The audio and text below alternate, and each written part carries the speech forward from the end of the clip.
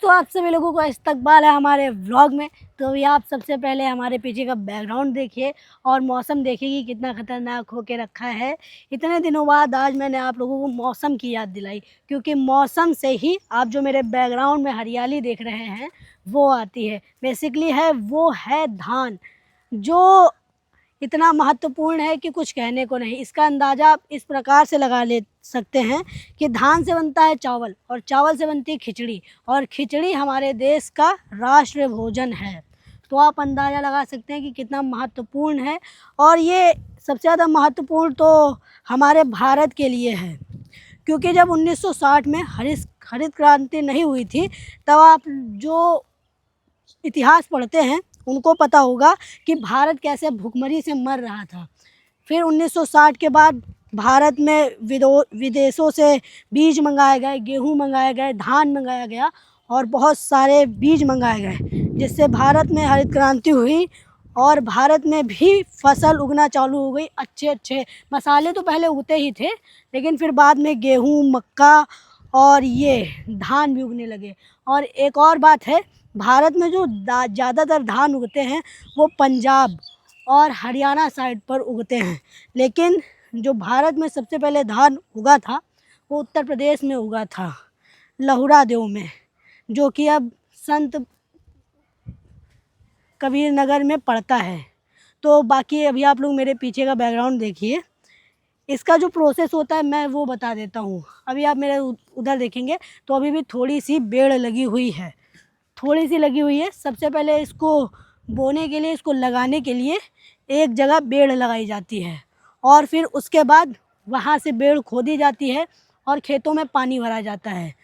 जब खेतों में पानी भरा जाता है तो खेत नम हो जाते हैं। और वैसे जब ये लगाया जाता है तब मौसम ऐसा ही होता है, मतलब कि बारिश टाइप का मौसम होता है और बारिश होती है।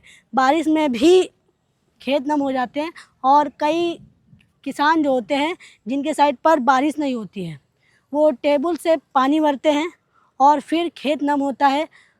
फिर कई दिन तक पानी भरा रहता है। फिर वहाँ से जो बेड़ खोदी जाती है उसको इसमें लगाया जाता है। और लगाने का कष्ट आप मज़दूरों से पूछिए, जो दिन भर झुके झुके इसको बोया ही करते, लगाया ही करते हैं। क्योंकि मैं कई बार अपने गांव गया हूँ, विक्रम भैया के घर, वहाँ पर मैंने आप लोगों को बताया था, जो मेरे रेगुलर व्लॉग देख रहे हैं काफ़ी समय से उनको पता होगा कि वो भी धान गेहूं की खेती करते हैं। तो बहुत ज़्यादा कष्ट सहने पड़ते हैं इसके लिए। मैं आप लोगों को ये तो बताता ही रहूँगा कि धान कैसे लगाए जाते हैं, क्या प्रोसेस होता है उसके लिए, तो ये तो मैं आप लोगों को बताता ही रहूँगा। अब मैं आप लोगों को थोड़ा सा धान का इतिहास बता देता हूँ। इससे पहले मैं आप लोगों को बता दूँ, जो धान का साइंटिफिक नेम होता है वो होता है ओराइज़ा सटिवा। जो साइंस पढ़ते हैं वरना जो कृषि विज्ञान में रुचि रखते हैं उनको तो पता ही होगा। और फिर बात उठती है कि ये धान पृथ्वी पर सबसे पहली बार कहाँ देखा गया और कौन से देश ने इसको अपनाया। तो सबसे पहले मैं आप लोगों को बता दूं, चाइना हम लोगों से केवल टेक्नोलॉजी में ही आगे नहीं है, वो हम लोगों से बहुत ज़्यादा आगे है। देखिए, चाहे बात हो ऊन की या फिर बात हो रेशम की या फिर आप धान को ही ले लीजिए, 7000 ईसा पूर्व पहले धान को चाइना में ही उगाया गया था। और फिर उसके बाद भारत में लहुरा देव में देखा गया था, जो कि संत कबीर नगर में अब आ चुका है। और इसको गंगा घाट के पास देखा गया था, लोहिया नदी के पास देखा गया था। तो गंगा घाट के पास जो देखा गया था, जो वहाँ धान देखा गया था, उसको गंगा पानी नाम रख दिया गया था। और फिर एक चावल बहुत ज़्यादा फेमस हुआ, बासमती, जो ज़्यादातर बिरयानी और खिचड़ी वगैरह में डाला जाता है। और फिर उसके बाद बहुत सारे एक्सपेरिमेंट हुए और चावलों को मिला कर अनेक प्रकार के चावल बनाए गए। अभी चावल के बहुत सारे प्रकार हो चुके हैं और मैंने आप लोगों को बताया कि ये सबसे पहली बार चाइना में हुआ और फिर भारत में देखा गया। और धान का उल्लेख वेदों में भी है। तो ऐसा तो है नहीं कि जो हमारे पूर्वज हैं वो धान उगाते चले आ रहे हैं, उगा रहे हैं, कोई दिक्कत तो आई होगी नहीं। तो उनके सामने दिक्कतें आई, इसीलिए धान को बचाने के लिए संस्थान बनाए गए, जिसका मुख्यालय है फिलीपींस में, और उसका नाम है अंतर्राष्ट्रीय चावल अनुसंधान संस्थान, जिसके अभी भारत में भी कई ब्रांचेस बन चुके हैं। जैसे एक वाराणसी में है, वहाँ पर चावल को बचाने के लिए और चावल के जो वैरायटी होते हैं वो वहाँ पर जाते होंगे और चेक होते रहते होंगे कि क्या दिक्कत है, क्या कुछ नहीं है। और मैं आप लोगों को बता दूँ, आप अलग अलग वैरायटी का चावल खाते हैं तो वो एक्सपेरिमेंट कहाँ होते हैं, वो बॉटेनिकल गार्डन में होते हैं। जैसे आप देखते होंगे हर एक क्षेत्र में एक बॉटेनिकल पार्क होता है, वहाँ पर एक्सपेरिमेंट वगैरह होते हैं। जो साइंस से पढ़े होंगे या फिर जो कृषि विज्ञान में रुचि रखते होंगे, मैंने आप लोगों को पहले ही बताया, वो एक बार जाना ज़रूर चाहते होंगे बॉटेनिकल पार्क। और मैं भी जाऊंगा, मुझे भी कभी मौका मिलेगा तो मैं ज़रूर जाना चाहूँगा। और मैंने आप लोगों को बताया था कि एक प्रोसेस होता है कि पहले पेड़ लगाना पड़ता है, तो ये है उसकी पेड़ जो अभी सूख चुकी है क्योंकि खेत सारे फुल हो गए हैं। मेरे चारों तरफ अगर आप देखेंगे तो इधर भी धान लगा हुआ है, इधर की जो पट्टी है सारी वो धान ही धान लगा हुआ है इसमें। तब जगह ख़त्म हो गई तो इसको बचा दिया गया, और अभी ये इनके अलग भी खेत होंगे, वहाँ पर इसको लगा देंगे। बाकी आप लोगों को पूरा पता चल गया होगा कि धान कैसे बना। मुझे ये बात सोचकर बहुत ज़्यादा गलत लगता है, बहुत ज़्यादा नीचा फील होता है कि जहाँ हम लोग अपने आप को विश्वगुरु बनाने की कोशिश करते हैं, बताते रहते हैं कि भारत विश्वगुरु है, भारत विश्वगुरु है। मुझे लगता था कि चलो अभी कुछ सालों से भारत पीछे छूट गया है, जब अंग्रेज़ों ने हम पर गुलामी जताई होगी, हम लोगों को गुलाम बना लिया था, लेकिन भारत पहले से ही पीछे है। और जो यहाँ के राजनेता हैं, नेता हैं, प्रधानमंत्री हैं, और जो यहाँ पर सत्ता संभाल रहे हैं, सत्ता में बैठे चाटुकार हैं, वो तो इसको दिन प्रतिदिन ख़राब करते ही चले जा रहे हैं।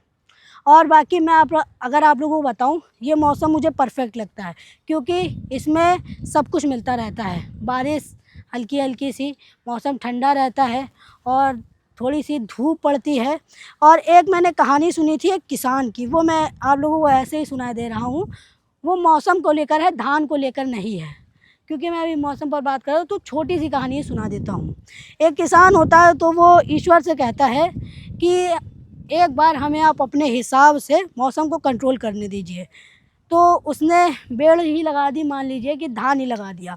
तो उसने अपने हिसाब से हर चीज़ रखी कि कम बारिश कराई, ना कुछ तूफ़ान वगैरह लाया, तो अच्छी बाली तो होगी, उसमें बढ़िया से बाली आई, लेकिन बाली के अंदर चावल नहीं थे।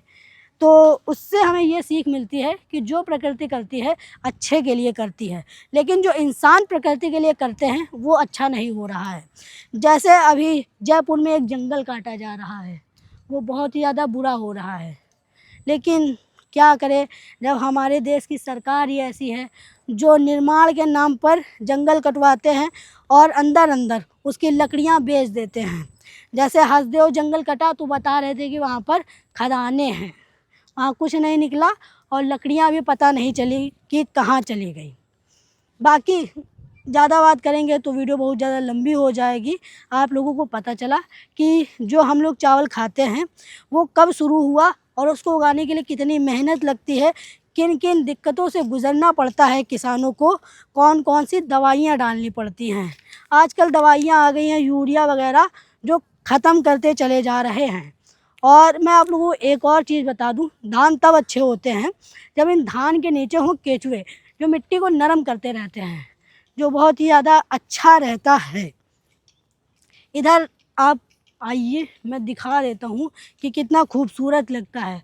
और अभी तो मौसम भी बहुत अच्छा होके रखा है, एकदम सुहावना सा मौसम है, बहुत अच्छा है।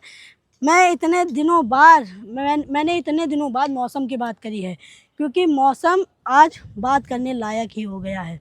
बाकी व्लॉग देखने के लिए धन्यवाद। मैंने आप लोगों को पूरा बता दिया है कि धान की खेती कहाँ से शुरू हुई, कैसे यहाँ की कृषि शुरू हुई और धान हमारे जीवन के लिए कितना महत्वपूर्ण है। ऐसा नहीं है कि हमने बासमती चावल ख़रीद लिया, बना के खा लिया, उसको उगाने के लिए बहुत सारी मेहनत करनी पड़ती है। आप सभी लोगों का व्लॉग देखने के लिए धन्यवाद। Thanks for watching. Bye bye.